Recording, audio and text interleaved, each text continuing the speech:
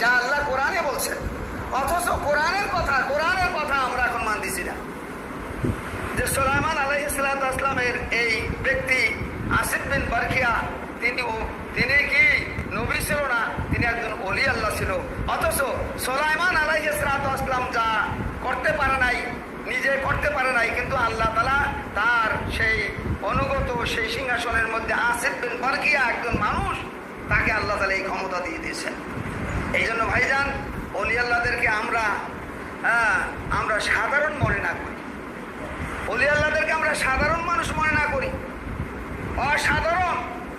আল্লাহ তাআলা ওলি আল্লাহদেরকে নূরে হক জাহির কুয়াত আন্দর ওয়ালি নেক বিপাশি আগার আহলে দিলি, বলে নূরে হক। ওলি আল্লাহর কাছে কি হয়?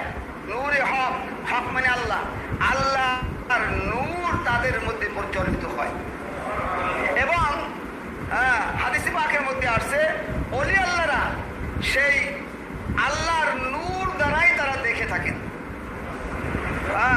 ওয়ায়ানজুরু মিনহু, যে ওলি আল্লাহরা আল্লাহর নূর দ্বারাই দেখে থাকেন, যা সাধারণ মানুষের এই চোখে আমরা বুঝি না।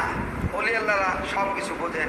এই জন্য ভাইজান, আমরা যেন আমরা কামেল মুর্শিদ সুফি আযান গাছি রহমাতুল্লাহ আলাইহিকে, কামেল মুর্শিদ সুফি আযান গাছি রহমাতুল্লাহ আলাইহিকে যেন আমরা মুর্শিদ রূপে গ্রহণ করি এবং ওনার হুকুম যেন আমরা নিয়মিত পালন করি। আল্লাহ পাক আমাদের সকলকে কামেল মুর্শিদের নকশ কদমে চলার তৌফিক দান করুন, এবং তিনি যে হুকুম দিয়েছেন বিনা কাজায় নামাজ, কোরআনি ওয়াজিফা, হালাল রুজি, তাকওয়া, পরহেজগারির আমল করার তৌফিক আল্লাহ আমাদেরকে দান করুন। হাক্কানে মুর্শিদ আল্লাহুম্মা সাল্লি আলা